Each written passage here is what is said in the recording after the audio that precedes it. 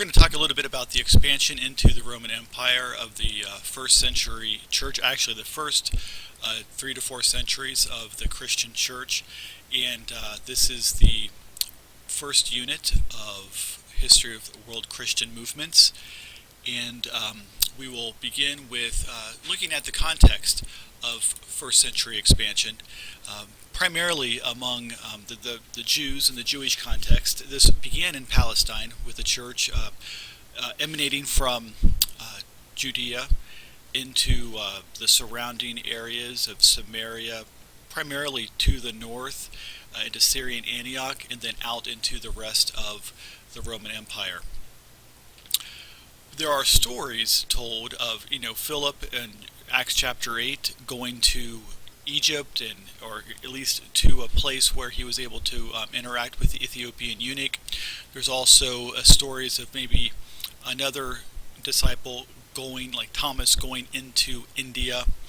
But in terms of the scriptural record and the scriptural context of the New Testament, we'll talk primarily about the Roman Empire surrounding the Mediterranean Sea. And in the Jewish context, they were scattered throughout this Mediterranean area, in the borderlands surrounding the Mediterranean Sea.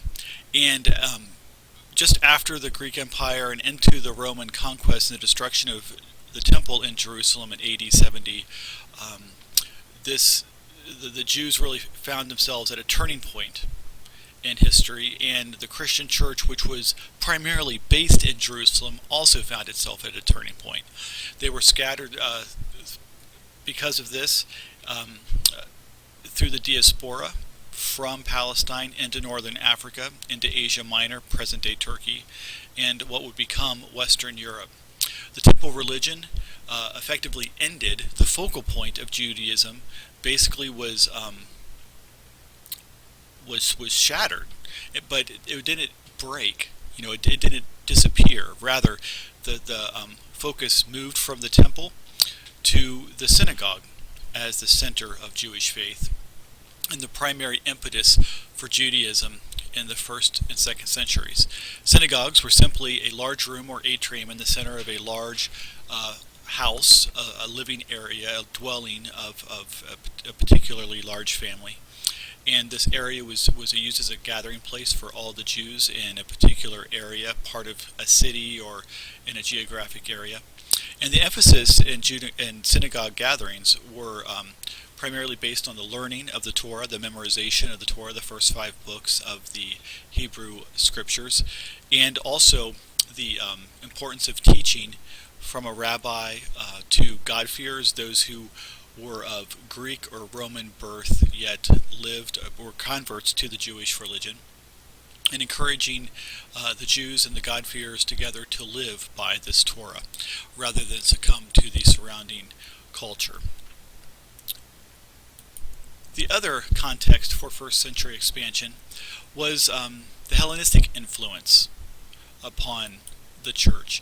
Here we have the Hellenistic influence primarily being that of Greek influence. Hellenes was the Greek name for the Greek world, and even though it wasn't necessarily a political entity or within the first and second centuries of the expansion of the Christian church, the Hellenistic influence was primarily cultural, really looking at beauty through art, reason through ideas, especially the philosophy of Platonism.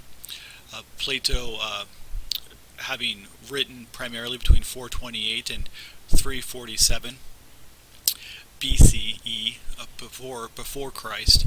And so this was a philosophy that had been present in Greece, Athens, but it spread throughout the Roman Empire, and its proponents basically disseminated 2 key ideas. Platonism looked at ultimate reality as something that was not material or physical. In other words, ultimate reality could not be known through the senses. In fact, what we sense, according to Platonism, was merely a shadow of the original or ultimate idea. This applies to something like a dog, a chair, a governmental system, concepts like justice, and even the concept of what it means to be you. the real you is not visible but situated in the psyche or soul, meaning the unchangeable essence of character and personality that is temporarily clothed in the flesh. And so, according to Platonism, souls should exist then in the realm of ideas, but are condemned now, in the present time, in the material life, to a prison of the body, or the soma sema. And so, with this philosophy, souls then could find freedom through reason and contemplation and the search for truth and beauty. This was accomplished best through theoretical mathematics and through the dissemination and propagation of philosophical reasoning.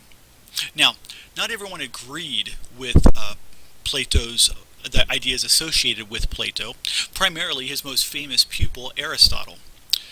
But even there still remains a Western cultural bias that views the spiritual as only that which is real, true, ideal, and the material as banal or fake, or the physical kind of being less than that which is spiritual or true.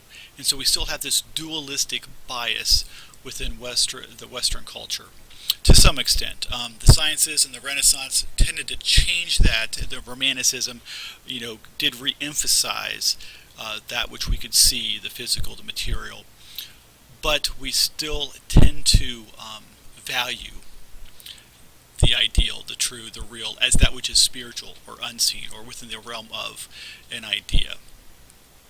The other context for first century expansion of the church was found within the Roman world.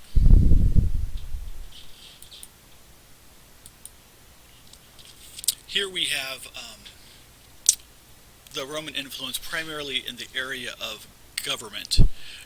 There was an emphasis in the Roman Empire on peace at all costs.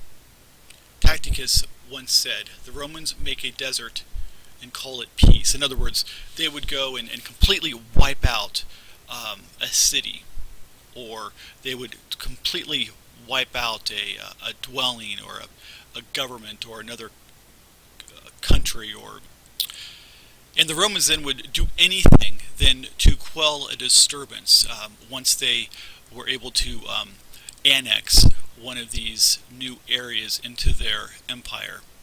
And this coercive force would then be used to stop urban riots within large cities. Think of Jerusalem and the destruction of the temple in AD 70.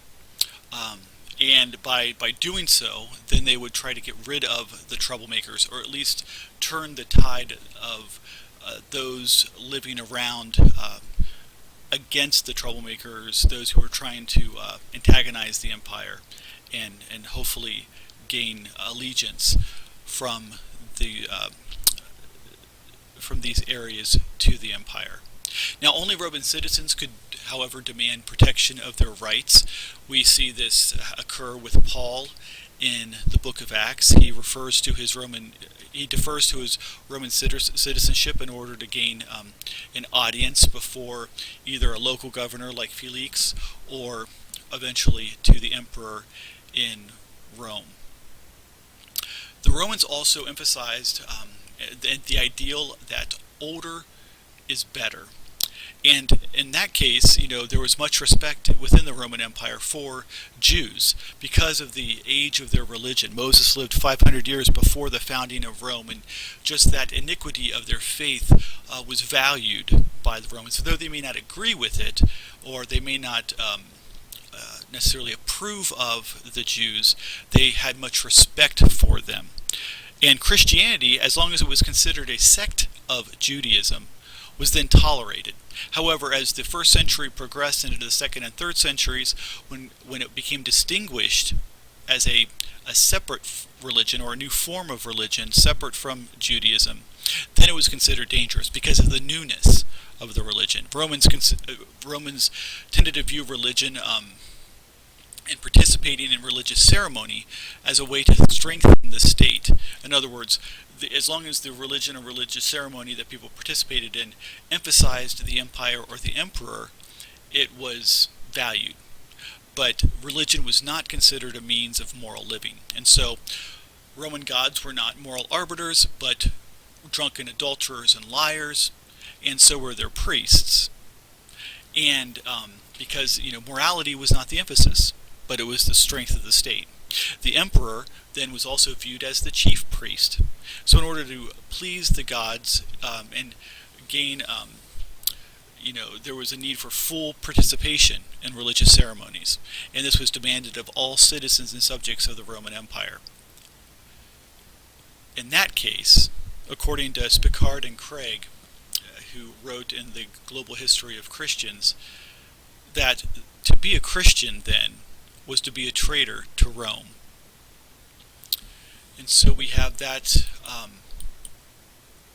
as one of the major challenges to the growth of Christianity within the first 2 or 3 centuries of its existence. However, there were several issues that prepared the way for the gospel. And so let's take a look at the first. The first was the common business language, the market language of the Roman Empire, Koine Greek. It was common and uniting among many regions of the area, that there might be local dialects and local languages. The Koine Greek could basically be used by anyone anywhere, primarily in the larger port cities and in the larger and major towns of a particular area. Everyone could use it, and yet it was flexible enough to describe complex ideas. And this was a linguistic tool that Paul used to great effect in the New Testament. Travel also improved on roads built for the army. Be able to move the army from one place to another was the primary use of the road system. However, it was also used by civilian merchants. And so the Pax Romana was built upon this road system. Many of these roads are still visible today. Sea travel, also at the time, was relatively easy and safe, or at least safer sometimes than maybe traveling by road. But this was a considerable benefit to be able to spread the gospel quickly. The roads and ships made it possible for the early disciples, and Paul and other apostles, to spread the gospel fairly quickly. Religions, especially mystery religions, promised 3 things to the poor and oppressed people. They promised personal contact with the deity outside of the religious ceremonies held by the empire or among the rich and learned. These religions offered a sense of release into intense emotional experiences through chanting, dancing, and ecstatic utterances. And they promised a happy afterlife beyond this bleak and grimy world. And so the drama and emotion of religious ceremony educated in a way that words could not. In the Mithras cult, the initiate stood under a platform while a priest led a large bull overhead. They would then slit open the animal while blood poured down upon the candidate for conversion. Well, this was obviously a very vivid and impressive and unforgettable experience. And lastly, a simple person could then progress in knowledge by levels and degrees to gain status in the religion, regardless of cultural status. The lowly then could make a difference. This concludes this first section on the expansion of the church into the Roman Empire. We'll return later to the discussion of religion in this setting.